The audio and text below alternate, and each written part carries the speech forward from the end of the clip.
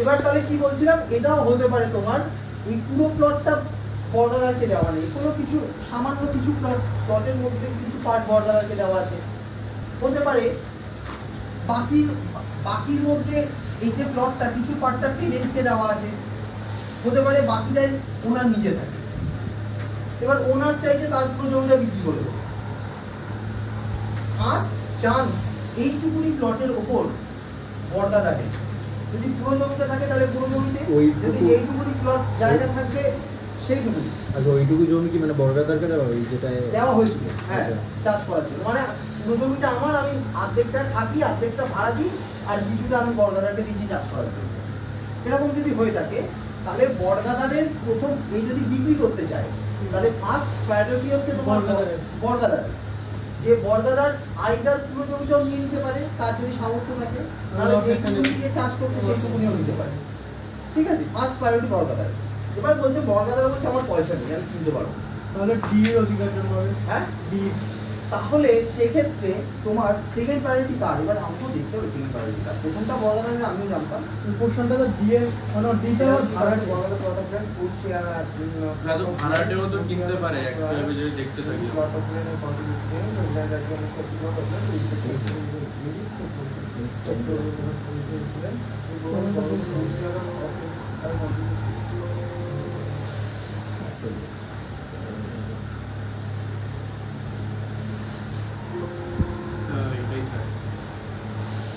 এরপরে বর্গাদার বললে আমি কিনতে পারবো না। ঠিক আছে, হয়ে গেল, বর্গাদার চলে গেল ফার্স্ট। তার মানে ফার্স্ট প্রায়োরিটি হচ্ছে বর্গাদার। কোনো প্লট অফ ল্যান্ডে যদি কোনো বর্গাদার থাকে এবং তার ওনার যদি বলে আমি সেই জমিটা বিক্রি করতে চাই, সেক্ষেত্রে ফার্স্ট প্রায়োরিটি হচ্ছে যে বর্গাদার আছে তার। বর্গাদার যদি না ইয়ে করে থাকে সেক্ষেত্রে সেকেন্ড প্রায়োরিটি হচ্ছে কো শেয়ারের। কো শেয়ারের মানে কি, প্লটটা একই ছিল কিন্তু সেটা ভাই ভাইয়ে ভাগ হয়েছে, কাকা ভাই করতে ভাগ হয়েছে, বাবা ছেলেও যদি ভাগ হয়ে থাকে তাই ভাগ হয়েছে। কো শেয়ারকে সেকেন্ড অ্যাপ্রোচ, মানে এ তারপরে সেকেন্ড অ্যাপ্রোচ করবে বি কে, ফার্স্ট করবে, বি যদি না পারে তখন করবে সি কে। সি কে বলবে কি কো শেয়ার যখন, তখন তোমাকে এটা নিতে হবে। সি যদি বলে সি এর পয়সা নেই, তারপর ডি এর কাছে যাবে। থার্ড প্রেফারেন্স হচ্ছে তোমার এই যে কন্টিনিউয়াস টেনেন্ট। যদি এই প্লটটা যদি কোনো টেনেন্ট থাকে, টেনেন্টকে বলা হবে তোমার তুমি এটা কিনে নাও। টেনেন্ট যদি না পারে, তারও পয়সা নেই, উপরে নিচে যে ঠিক আছে, তখন সেই ক্ষেত্রে এগেইনস্ট দি হোল ওয়ার্ল্ড তুমি যাকে খুশি তাকে বিক্রি করতে হবে। যাকে খুশি তাকে বিক্রি করতে হবে, যার পয়সা আছে তাকে বিক্রি করতে হবে, তাই না? মানে প্রথম এক নম্বর প্রেফারেন্স বর্গাদার, দু নম্বর প্রেফারেন্স কন্টিনিউয়াস টেনেন্ট, তিন নম্বর কো শেয়ার। কো শেয়ার, দু নম্বর প্রেফারেন্স, তিন নম্বর প্রেফারেন্স কন্টিনিউয়াস টেনেন্ট। টেনেন্টের হচ্ছে তোমার তিন নম্বর প্রেফারেন্স। এবার দেখা গেল বর্গাদারের সাথে এর ওনারের ঝামেলা, রায়তের ঝামেলা, বর্গাদারের সাথে কন্টিনিউয়াস টেনেন্টের ঝামেলা, বর্গাদারের সাথে এখানে কি কো শেয়ারের ঝামেলা, ভাই ভাই ঝামেলা, বিশাল ক্যাচাল। ঠিক আছে, ও মরে গেল, যাকে বিক্রি করবে একে বিক্রি করবে না, এরকম একটা ব্যাপার। ঠিক আছে, দেখা গেল কোনো একটা প্লটে না টেনেন্ট এক্সিস্ট করে না বর্গাদার এক্সিস্ট করে। ঠিক আছে, তো ওই কো শেয়ার যে আছে, কো শেয়ারকে বিক্রি না, এ রাতারাতি অন্য কাউকে বিক্রি করে দিল বা বিক্রি করে দিতে চাইছে, সেক্ষেত্রে এ কি করবে, কো শেয়ারের একটা রাইটস আছে, সেই রাইটসটাকে আমরা বলি rights of preemption. Rights of প্রিএম্পশনটা কি, এটা আমি এতক্ষণ ধরে বলে যাচ্ছি। Under section 8 of West Bengal land reform act, rights of preemption এর দেখিয়ে রাইটস অফ প্রিএম্পশনকে কাজে লাগিয়ে সি এর মধ্যে ঢুকতে পারে। হ্যাঁ, ভিতরে যাবে preemption, P R E E M P T I O N, P R E dash E M P T I O N, P R E dash আর পরের মাথায় করতে পারছি। রাইটস অফ প্রিএম্পশন এটা গেল। মানে এইখানে যে কোয়েশ্চেনটা দিয়েছে right of purchase by co sharer or continuous tenant, এইটা তুমি কিভাবে লিখবে, যেটা বললাম এইভাবে লিখতে হবে। এক্স্যাক্টলি এই কোশ্চেনের আনসারটাই পেজ নাম্বার 6 এ দেওয়া আছে। ঠিক আছে, দেখ ওখানে লেখা আছে পরপর সেকশন 8 এর আন্ডারে প্রিএমশন আছে, প্রিএমশনের জন্য তোমার কে কে পারে কে কে পারে না, কার কার অধিকার আছে, যা বললাম তাই। তাই। আচ্ছা আপনি যেরকম ভাবে বোঝালেন সেরকম ভাবে লিখলে মানুষ হ্যাঁ অবশ্যই ওটাই লেখা আছে 6 নম্বর থেকে। হ্যাঁ বাট এটা লেখা আছে আপনি যেন সহজ ভাষায় বললেন সেখানে একটু সেমই লেখা আছে বাট না এখন বাংলাতে যদি লিখতে চাস তাহলে হ্যাঁ। বাংলাটা কে লিখবে বাংলা লিখতে পারি না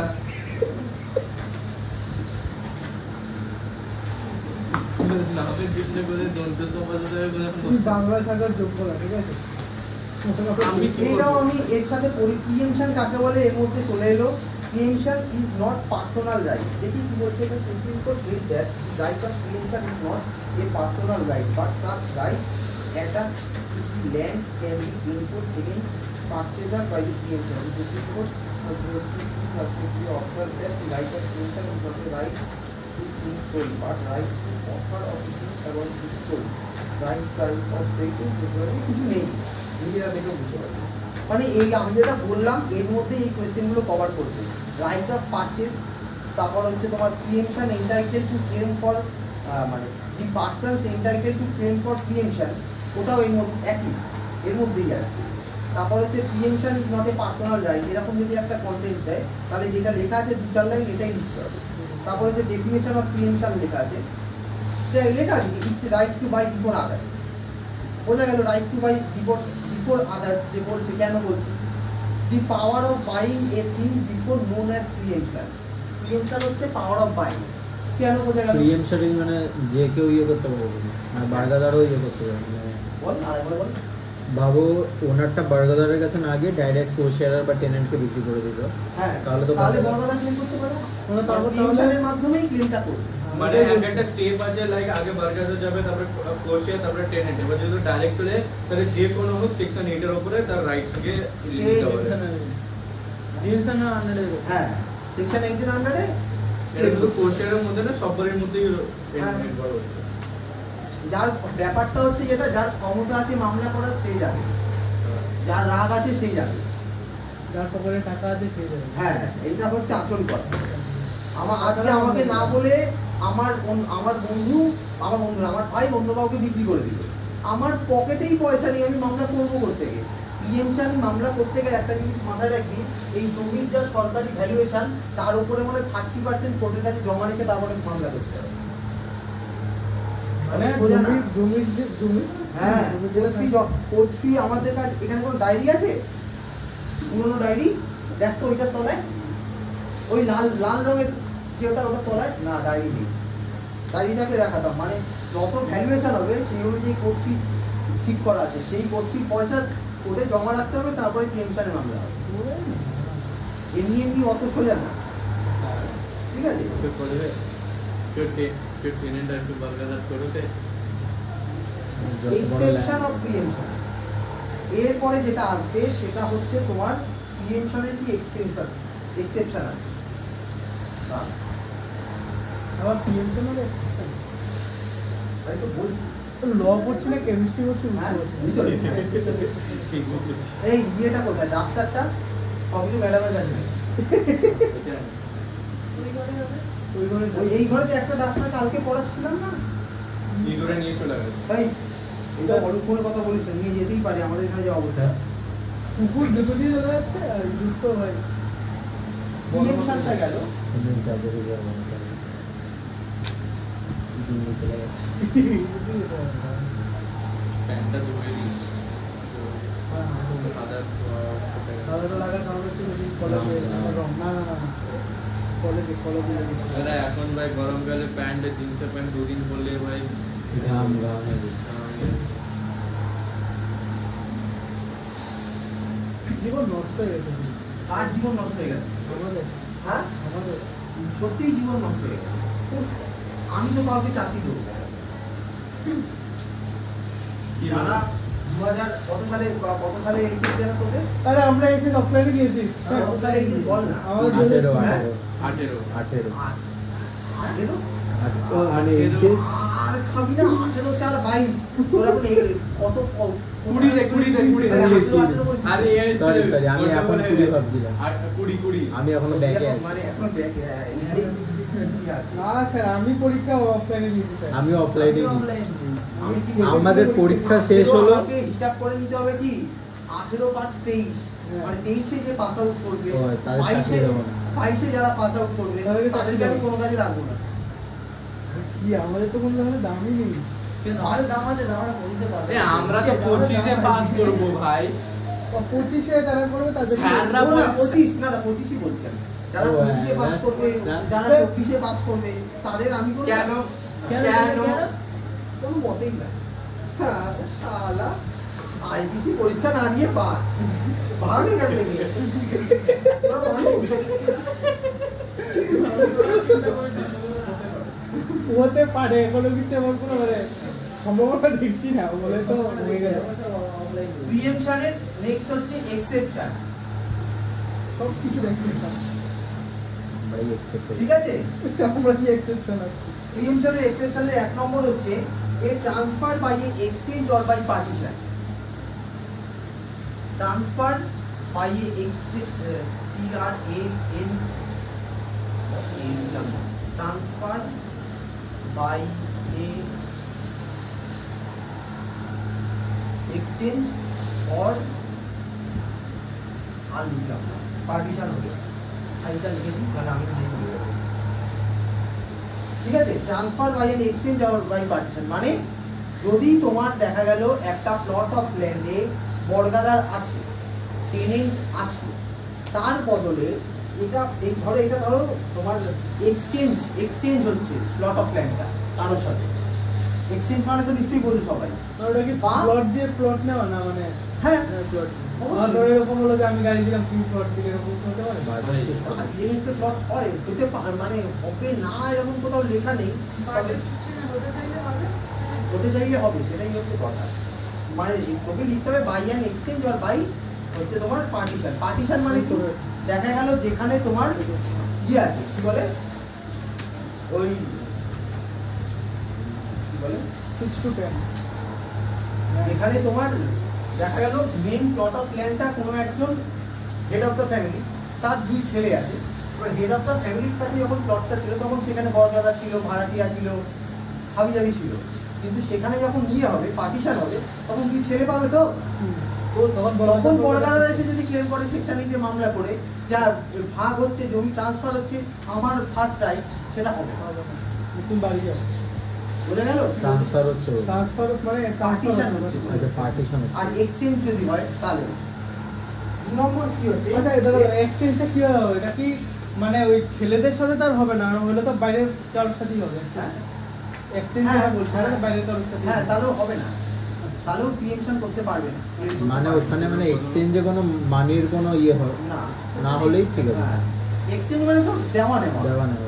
বিনিময় করতে বার্টার সিস্টেম। আমি তোমার একটা প্লট রাখলাম তুমি বাট আমার এখন কেউ বার্টার সিস্টেম করবে? যদি করে তাহলে সেকশন 8 এর যে আমাদের রাইটস আছে ওখানে সেগুলো- ইয়ে তারা করতে claim পারবে করবে। না। পারবে না কথা বল, claim। কথা বল, কথা বল। এটা আমাদের ক্লেম করতে পারবে না। ক্লেম করতে পারবে না, হ্যাঁ না ক্লেম করতে না। পারবে না। সেই জন্য তো এক্সেপশন সেই জন্য তো accept। আমাদের মতো আমরা যেমন চাকরির জন্য ক্লেম করতে 2 পারি নম্বর যেটা হচ্ছে যদি কেউ কাউকে কোনো প্রপার্টি গিফট করে, গিফট গিফট হতে পারে, হিবা হতে পারে, তারপরে একটা কি লেখা আছে একটা রিকোয়েস্ট হতে পারে, গিফট লিখে রাখো না।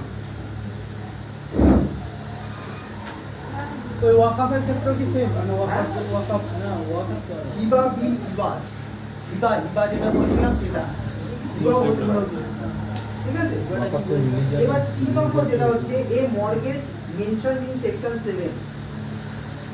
সেকশন 7 এবার কি মর্গেজ মেনশন করা আছে তোমরা দেখে নাও।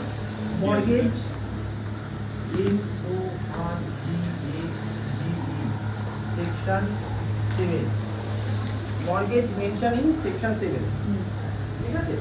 4 নম্বর যেটা হচ্ছে এ ট্রান্সফার অফ এবার তুমি যদি কোনো তোমার এগুলো- প্রপার্টিটা তুমি মন্দিরকে দান করে দিতে চাও, তোমার ওই trust সেটা কে তো দান- ওয়াকাফ যেটা হয় ওয়াকাফ হতে পারে এটা তো পরের point। আচ্ছা বলিনি আমরা।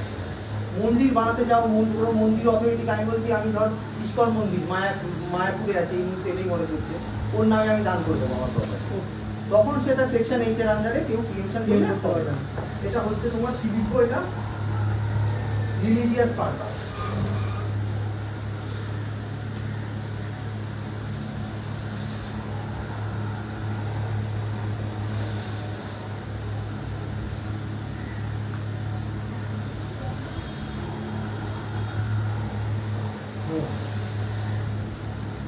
সিরিয়াস পারপাস গেল। তারপর হচ্ছে 5 নম্বর হচ্ছে a transfer is favour of a bargadar in respect of such land after such transfer the transfer is hold as a land not existing 1 acre or এত hectare in area in the agreement. বুঝলাম না 5 নম্বরটা বলছি আপনি গেছি।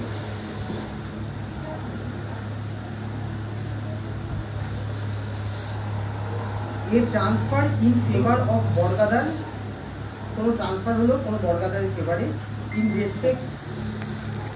Respect of such land if after such transfer transferring hold as A buyer. আচ্ছা কি বলছে বলতে, এটা কোনো ল্যান্ড যদি কোনো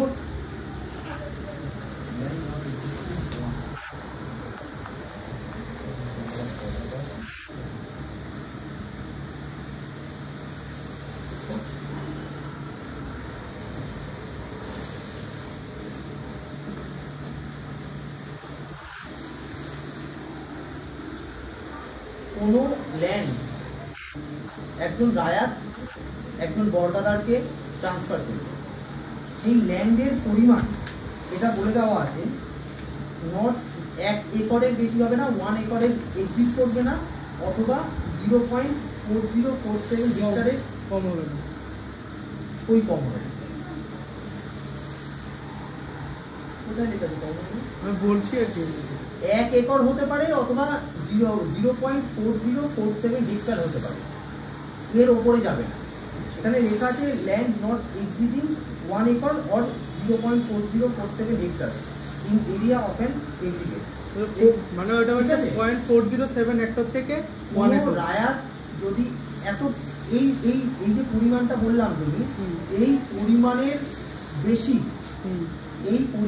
বেশি যদি জমি বর্গাদারকে ট্রান্সফার না করে, মানে এমন একটা জমি ট্রান্সফার করলো যেটা এই পরিমাণের থেকে কম, ভেতরে এমন একটা জমি ট্রান্সফার করলো যেটা এই যেই পরিমাণটা দেওয়া আছে সেই পরিমাণের থেকে কম, ঠিক আছে, এবং যাকে ট্রান্সফার করলো সে ছিল আসলে রায়াতের বর্গাদার। কি এতটা ক্লিয়ার? সে ছিল রায়াতের বর্গাদার। এবার কি করলো, ও নিজেকে রায়াত হিসাবে রেকর্ড অফ রাইটে রেজিস্টার করলো বর্গাদার। বর্গাদার নিজের রায়াত হিসাবে রেজিস্টার করছে। হ্যাঁ তাই তো বলছি, দেখ ভালো করে দেখবি। A transfer in favour of a বর্গাদারের ফেভারে ট্রান্সফার হলো, in respect of such land if after such transfer the transferee hold as a raiyat. ট্রান্সফারিটা এখানে কি বর্গাদারই তো ট্রান্সফার, সে হোল্ড অ্যাজ এ রায়াত হলো। ল্যান্ড নট এক্সিডিং 1 একর, ল্যান্ডটার পরিমাণ 1 একরের এক্সিড করলে চলবে না, অথবা 0.4047 হেক্টরের ওপরে গেলে চলবে না, ঠিক আছে, এটাই বলছি। আচ্ছা মানে যে রায়াত ছিল, ঠিক আছে, তার ফেভারটা গেল বর্গাদারের ওপর, বর্গাদার এবার তার নাম রায়াত হিসাবে রেজিস্টার করলো। এবার যে রায়াতের যে এবার যে জমিটা জমির পরিমাণটা ওটা রেস্ট্রিক্টেড 1 একরের নিচে, মানে বারগাদার যে ফেভারের জমিটা যাবে ওইটা হচ্ছে বারগাদার পাবে শুধু 1 একরের অবধি, আর হেক্টর 0.4 মানে যেটা বলছে যদি ট্রান্সফার যে জমিটা পড়ছে সেটা তার 1 একরের বেশি, হ্যাঁ, তাহলে আর এই ক্লজটা থাকলো, তাহলে বারগাদার শুধু পাবে 1 একর অবধি। পাবে নয়, পেতে তো পুরোটাই পারে, হ্যাঁ, কিন্তু যদি 1 একরের নিচে পায় বা 1 একর অবধি পায় তাহলে অন্য কেউ এর এগেইনস্টে প্রিএমশনের মামলা করতে পারবে না। করতে পারবে না, না, যদি 1 একরের বেশি হলে করতে পারবে। আচ্ছা রায়তের ভেবেন জমি হচ্ছে 1.5 একর, বারগাদার পেলো কত? 1 একরই তো পাবে না, পুরোটাই পেয়ে যাবে। বলছে যে জমির যে পরিমাণটা এটা যে ট্রান্সফার যে হবে এইভাবে, এখানে জমির পরিমাণটা যদি 1 একরের মধ্যে থাকে তাহলে প্রিএমশনের এক্সেপশন হবে। যদি 1 একরের, এর মানেই তো এটা বোঝাচ্ছে যে 1 একরের যদি বেশি হয় তাহলে এটা প্রিএমশনের এক্সেপশনের মধ্যে পড়বে না, আর বারগাদার পাবেও না। না, সেটাই 1 একরের যদি কমে পড়ে তাহলে বারগাদার পাবে। এটা বারগাদারই এখন রায়াত হয়ে গেছে। ওইটাই তো আমি জিজ্ঞাসা করছি। কোনো কথা কিন্তু বুঝলাম না। আরে মানে আমি জিজ্ঞাসা করছি যে আচ্ছা এই 5 নম্বর পয়েন্টের মানে কি বল দেখি? কি আছে বাথরুম কই কি a transfer in favor of a bargainer in respect of such land if after such transfer the transferee holds as a riot land not exceeding 1 acre hectare in land in the aggregate বলছে যে যখন বার্গাদারের ফেভারে হচ্ছে transfer করা হচ্ছে land, ঠিক আছে, এবার ট্রান্সফারের পর ট্রান্সফারি যদি সেই ল্যান্ডটাকে হোল্ড করে অ্যাজ আ রায়ত হিসেবে যদি ট্রান্সফারি এখানে ল্যান্ডটাকে হোল্ড করে, কিন্তু সেই ল্যান্ডের যে পরিমাণটা সেটা 1 একরের বেশি হলে হবে না ইন এগ্রিগেট, মানে ইন টোটাল। মানে আমি কি অন্য ভাষা কি বললাম? না ওইটা আমি জাস্ট বলতে চাইছি কি আসল যে রায়ত ছিল, ঠিক আছে, তার প্লটটা হচ্ছে 1.5 একর ছিল, অ্যাজ আ এক্সাম্পল হয়েছে। ওই বাবা আমি সেটা বলছি না, এখানে কি বলছি আমি বুঝতে পেরেছি আপনার পয়েন্ট। আমার একটা কোশ্চেন আছে, এটা রায় যে আসলটা ছিল তার প্লটের এটা ছিল 1.5 একর, ওইটা চলে গেল বারগাদারের উপরে। এবার বারগাদার যখন রায় হিসাবে রেজিস্টার করলো, তো বারগাদার কত পাবে? 1.5 একর পাবে না শুধু 1 একর পাবে? যদি এটা তোর কথা অনুযায়ী 1.5 একর হয় তাহলে এটা এই প্লটে আসবেই না। আমি সেটা বলছি কতটা পাবে ও বারগাদার যদি রাইট হিসাবে যখন ট্রান্সফার হবে? রায় যতটা ম্যাক্সিমাম এই হতে না, পারে। না, ওইটাই তো না, জিজ্ঞাসা না, করছি। না, আরে না না বুঝতে না, পারছি না ওটা হচ্ছে ব্যাপারটা। যতটা করবে ও। 5 নম্বর পয়েন্টটা আমি বলছি, ঠিক আছে? 5 নম্বর পয়েন্টটা বলছে 5 নম্বর পয়েন্টটা কি বলছে বলতো? এখানে 5 নম্বরটা এখানে বলছি, হ্যাঁ 5 নম্বর পয়েন্টটা কি বলছে বলতো? 5 নম্বর পয়েন্টটা যেটা বলছে সেটা হচ্ছে ওটা তলায় আছে। কেউ একজন রায়াত বানান দিয়ে RAYAT IYAT কোনো একজন রায়াত, সে কিভাবে রায়াত হয়েছে না অন্য কোনো একটা রায়াত ছিল আগে, ওর জমিটাকে হোল্ড করে। রায়াত ছিল, সেই রায়াতের বর্গাদার ছিল এই রায়াত, ঠিক আছে? ওকে বিক্রি করে দিয়েছে। হ্যাঁ মানে বিক্রি ফার্স্ট করে প্রেফারেন্সও দিয়েছে, ফার্স্ট প্রেফারেন্সও ওই পেয়েছে, ও পেয়েছে। ঠিক আছে? এরকম একটা রায়াত যদি থাকে, ঠিক আছে, আমরা নর্মাল তো জানি রায়াতরা ওই আজকে এর বর্গাদার পাবে, তারপরে তো কোশিয়ারা পাবে, তারপরে তো কন্টিনিউয়াস টেনেন্টটা পাবে, আমরা তো নর্মাল জানি। কিন্তু এইভাবে যদি কোনো রায়াত থেকে বর্গাদার আবার রায়াত হয়, তার যত জমির পরিমাণটা যদি যত 1 একর ACAR 0.407 হেক্টর, এটা 1, হ্যাঁ 1 একর অর 0.4047 হেক্টর। মানে এই যে জমির মালিকটা যে হয়েছে, এই জমির মালিকের জমির পরিমাণটা হতে হবে এর মধ্যে, এর উপরে গেলে হবে না। এর মধ্যে যদি জমির পরিমাণটা থাকে তাহলে কি প্রিএমশন হবে না। তাহলে প্রিএমশনে কেউ একে চ্যালেঞ্জ করতে পারবে না। এর যদি বর্গাদার থাকে, এর যদি কোশিয়ারার থাকে, এর যদি কন্টিনিউয়াস টেনেন্ট থাকে, তারা প্রিএমশনের মাধ্যমে একে চ্যালেঞ্জ করতে পারবে না। জমির পরিমাণটা যদি 1 একরের ওপর হয়, যদি এই এত হেক্টরের বেশি হয়, তাহলে নর্মাল যে প্রিএমশন আমরা করেছি সেই প্রিএমশনের মতো তাকে চ্যালেঞ্জ করা যাবে। সেইটাই জিজ্ঞাসা করছি। আচ্ছা 1 একরের ভিতরে হলে মানে লিজ ফ্রি, মানে যাকে ইচ্ছা বিক্রি করতে পারে, মানে কোনো হ্যাঁ এবার বর্গাদার 1 একরের ভিতরে তবে 1 নম্বর 2 নম্বর হচ্ছে এই যে রায়াত যে হয়েছে সেই জমির আগে বর্গাদার ছিল, সেই লোকটাই বর্গাদার ছিল। ভালো করে পয়েন্টটা করতে হবে 5 নম্বরটা। This 5 points is very important. প্রিএমশন দিয়ে দেবে 16 নম্বরে, তখন কি শুধু প্রিএমশন কাকে বলে লিখে চলে আসবি? হ্যাঁ, প্রিএমশন লিখবি, প্রিএমশনে কে কে প্রেফারেন্স লিখবি, প্রিএমশনে কি এক্সেপশন লিখবি, তবে না 16 তে 12-14 পাবি। আমি কখনো বলেছি যে খালি ডিফারেন্স লিখে চলে power to revenue officer to set aside improper transfer by raiyat, ওইটাই লাগছে বাবা। প্রিএমশনে এই মধ্যে কত প্রিএমশন বলে গেছে? সেকশন 14 কত 14 14 কি বলছে? It is provided that the revenue officer May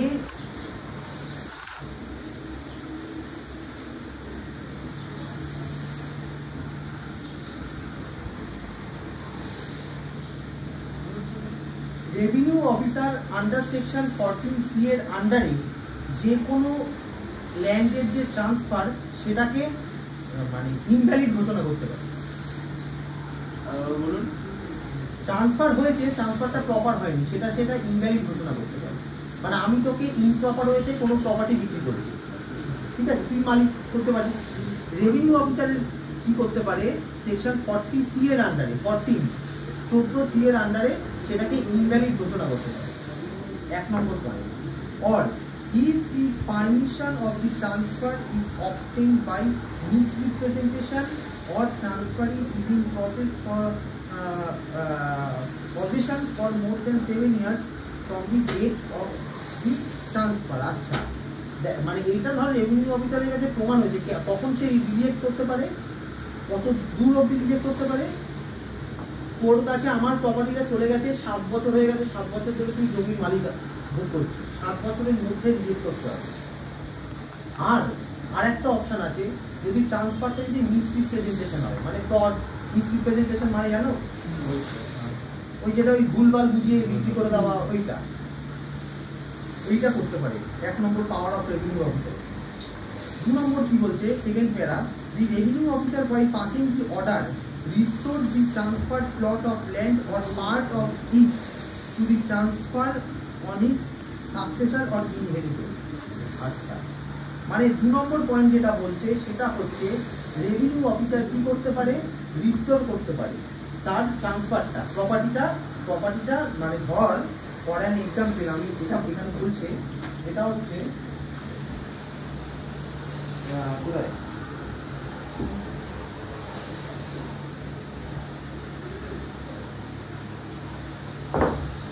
power of revenue officer. 2 নম্বরটা থেকেই বলছি, 1 নম্বরটা বলতে গেছে। 2 নম্বর যেটা পয়েন্টটা বলছে সেটা হচ্ছে তোমার কি বলছে, ধর এরকম মানে রিজেক্ট করে দিয়েছে, মানে এটা ভ্যালিড ট্রান্সফার হয়নি। 1 নম্বর পয়েন্টে যেটা বললাম, কোনো না কোনো কারণে ভ্যালিড ট্রান্সফার হয়নি, ঠিক আছে। তাহলে কি করবে, দেখা গেল মিস্টার এ ইনভ্যালিড ওয়েতে মিস্টার বি কে সেটা ট্রান্সফার করেছে, বা ট্রান্সফার মিস্টার এ করেছে, এর কোনো মানে নেই। মিস্টার বির কাছে মোটামুটি গেছে, এরকম হতে পারে মিস্টার বি বুঝিয়ে বাজিয়ে ভুলভাল এর কাছ থেকে প্রপার্টিটা কিনে নিয়েছে, এরকম হতে পারে, না হওয়ার কিছু নেই। এবার যেটা বক্তব্য সেটা হচ্ছে মিস্টার বি যে আছে এখানে, বোঝা গেল রেভিনিউ অফিসারের পাওয়ারটা এবার করতে গিয়ে কি, বা রেভিনিউ অফিসারের ফাংশনটি এটা ধরতে পারলো রেভিনিউ অফিসার কি করবে, ধরতে, এটা 1 নম্বর পয়েন্টটা কি বলছে আর আপনার মাইনরলি বুঝবি, সেটা হচ্ছে ধরতে যেটা হবে রেভিনিউ অফিসারকে 7 বছরের মধ্যে ধরতে হবে, ঠিক আছে। দেখ 1 নম্বর পয়েন্টটা যদি পড়বি তখন বুঝতে পারবি রেভিনিউ অফিসারকে এটা ধরতে হবে 7 বছরের মধ্যে। 7 বছরের বেশি যদি হয়ে যায় তাহলে বিয়ের আর কোনো মানে হ্যাঁ মানে দিকে আর কেউ সরাতে পারবে। এবার তো মারা গেছে, যখন ধরা পড়েছে তখন দেখা গেলো এ মারা গেছে। 2 নম্বর পয়েন্টে এটাই বলছে, সেই ক্ষেত্রে এই প্রপার্টিটা এর সাকসেসরের কাছে কিন্তু ট্রান্সফার হবে, ছেলে হোক বউ হোক যেই থাকুক, যারা লিগ্যালি আছে তাদের কাছে কিন্তু ট্রান্সফার করার রাইট রেভিনিউ অফিসারের আছে। 3 নম্বর কি বলছে, for the purpose of such restoration of possession of the land and evicting any person in actual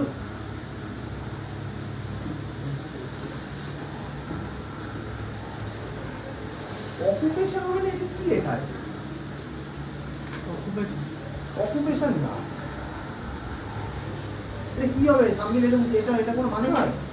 3 নম্বর পয়েন্টটা দেখ না, 8 নম্বর পেজ দে না, আরে তোকে নোটটা দিলাম না, নোটস আমি ও বাবা এটা 3 নম্বর প্যারা দেখ তো,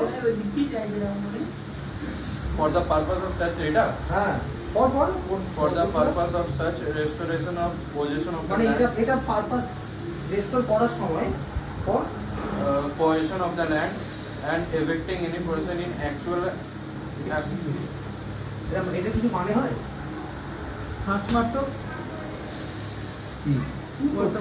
আরে মানে ল্যান্ডের যে এটার ওয়ার্ডটার মানে চাইছি আমি, লাইনটার মানে আমি জানি, এভিক্টিং এর মানে এটা এভিক্টিং লেখা আছে নাকি, হ্যাঁ তো এভিক্টিং লেখা আছে, evicting any person in the actual occupation না অকুপেশন ওটাই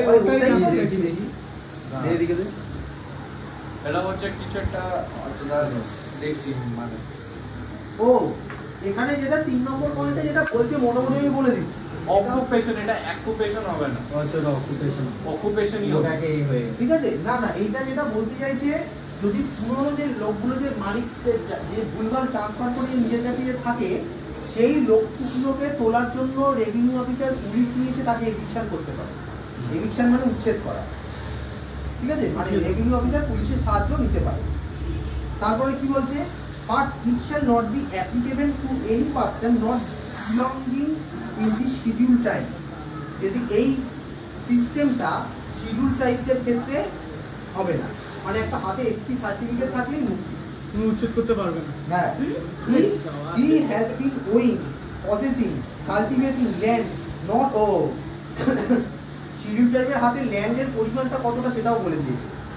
এর মধ্যে এই পরিমাণের মধ্যে যদি ল্যান্ড থাকে কত, সেই 0.4047 হেক্টর, এর হ্যাঁ হেক্টরের মধ্যে যদি ল্যান্ড থাকে তাহলে তুমি ছাড় মানে তোমাকে এসটি হতে হবে 1 নম্বর। 2 নম্বর হচ্ছে এসটির যে মালিকানাটা সেটা এর পরিমাণের বেশি হলে চলবে না, তাহলে তুমি ছাড় পাবে। ঠিক আছে? মানে কি আছে, 1 নম্বর উচ্ছেদ করতে পারে, 2 নম্বর হচ্ছে মানে কিভাবে করতে পারে, পুলিশ ডেকে নাও তুলতে পারে, এই তো লেখা। তারপরটা হচ্ছে এক্সেপশন, ছাড় পেতে চাও এসটি করে দাও, এসসি। আচ্ছা আপনি এসটি আর একটা এসসি বললেন তো? না শিডিউল ট্রাইব বলবো। এবার একটা ভেরি ইম্পর্টেন্ট কোশ্চেন, আরে আমি কি বলছি এসসি বললেন তো? শিডিউল ট্রাইব করেছে, কাস্ট বলেনি। কাস্ট করে তো প্রচুর লোক চলে আসবে না, হ্যাঁ। এখন প্রচুর এসসি আছে। তুই যে কোনো একটা লিস্ট খুলে দেখবি, যে কোনো একটা পরীক্ষার এক্সামের, নিটের হোক, ক্যাটের হোক, ম্যাটের হোক, ফ্ল্যাটের হোক, এসসি জেনারেল থেকে এসসি বেশি।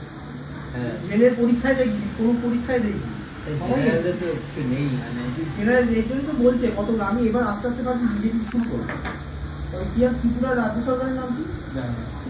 এই প্রধানমন্ত্রী মুখ্যমন্ত্রীর নাম কি ত্রিপুরার? আমাদের ত্রিপুরা না আসাম। হিমন্ত বিশ্ব শর্মা। হ্যাঁ, হেমন্ত বিশ্ব শর্মা। আমি ওর দলেই আমি যোগ দেবো এবার। ও যখন কংগ্রেস থেকে বিজেপি থেকে গেছে, আমিও বিজেপি করবো। তুমি তো বলেছে যে হিন্দুদের সংরক্ষণের দরকার আছে।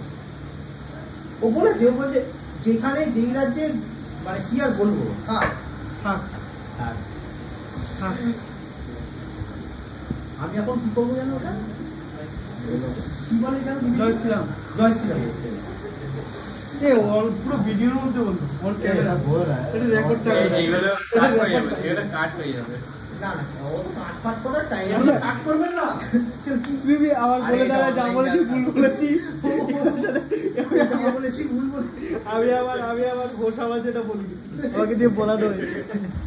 I am unsound mic. আমি যদি বলি বিজেপি করবো না, আমার বাড়িতে আমাকে থাকতে দেবে। বুঝতেই পারছি।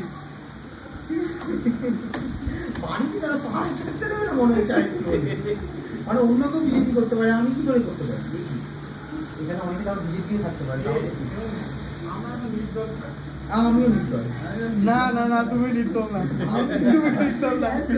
তুমি স্লোগানটা বলে দিয়েছো। তুমি নির্দল না, প্রশ্নই উঠে না। যে একবার স্লোগান বলতে সে ওই পার্টিতে রয়ে যায়। আর এবার তো আর তৃণমূল পার্টিতে কেউ থাকবে না। ভোটের আগে গেরুয়া ছিল, গেরুয়া থেকে আমি ফোর্থ সেমিস্টারে মনে আছে আমাদের। ও আচ্ছা, ভোটের আগে নাকি গেরুয়া ছিলাম, ছিল না?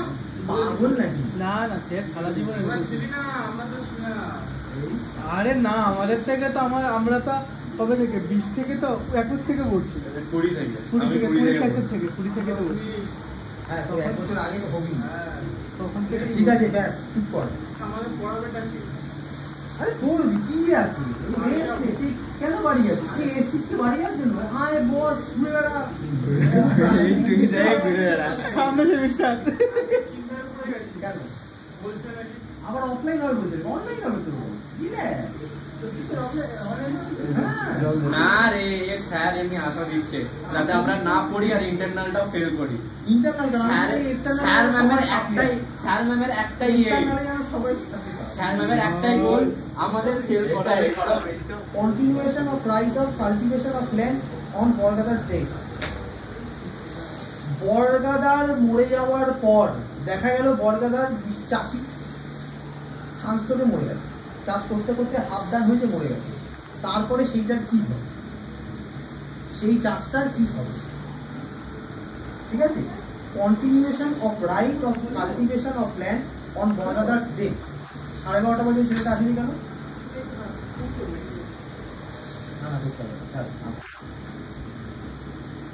Under section 15A, it is provided that when a Borgadar cultivating any land dies at the time when cultivation, মানে নিশ্চিতভাবে বোঝাতে হচ্ছে না, of such land by Borgadar is continuing the cultivation of such land is continuing by lawful heir of the Borgadar. মোটা কথা হচ্ছে চাষ করতে করতে যদি মরে যায় তার lawful heirরা চাষ করবে। Where the lawful heirs of the Borgadar omit or fail to make a determination. ও এবার হচ্ছে সেই বর্গাদারের যে এয়ারটা আছে তারা হচ্ছে সুখী পাখি, তারা ওইসব চাষ ফাস তাদের পোষায়, ঠিক আছে। Fail to make a determination the prescribe officer, এর জন্য একটা প্রত্যেক কটা রাজ্যে বা প্রত্যেক কটা জেলায় একটা প্রেসক্রাইব অফিসার থাকবে। Or authority may nominate one of lawful ears, মানে ধর আমার বাবা চাষ করতে করতে মারা গেছে, আমি হচ্ছি মানে অটোমেটিক চয়েস, আমি হচ্ছি সুখী মানুষ, আমি ওইসব চাষ টাষের দিকে ওইসব আমার আসে টাসে না আবার, ঠিক আছে। তখন কি হবে, যে প্রেসক্রাইব অফিসার যে থাকবে সে কি করবে, সে আমাদের ফ্যামিলি থেকেই কোনো একটা লোককে চয়েস করবে, ঠিক আছে, আমাদের ফ্যামিলি থেকেই কোনো একটা লোককে চয়েস করবে, তো তুমি করো। মানে সে হয়তো দেখা গেল আমার কাকা, মানে আমার বাবার ভাইয়ের ছেলে, যখন আমি আমার মা করতে পারছি না বা করছি না বা করার দরকার নেই মনে করছি, তখন তো অন্য শাখা প্রশাখা তো অন্যদিকে তো দেখবে, সেটাই বলছি। Prescribe officer or authority may nominate one of the lawful heir of the bargadar who is in position, এটা হচ্ছে important, who is in position to cultivate the land personally. লোককে দিয়ে করালে হবে না, নিজেকেই করতে হবে। To continue the cultivation there acquire no lawful heir, এবার বলছি, এবার দেখ, no lawful heirs of the Borgadar is in position to cultivate the land personally. এরকম ধরো কাউকে পেল না, এরকম হতেই পারে, সব ইঞ্জিনিয়ার হয়ে গেছে, বাবাই এখন তো চাষি আছে, বাবার উপরে সব ডাক্তার ইঞ্জিনিয়ার চাষ টাষের দিকে রাখবে।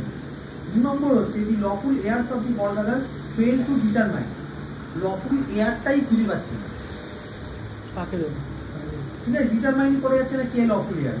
Within the prescribed period, the heir by whom the cultivation of the land will be continued and the officer or permanent officer to fail to nominate the lawful heir or receive the Borgadar for the continuation of the cultivation of the land. মোটা কথা যেটা বললাম ওটাই, এটা বেশি কিছু নেই।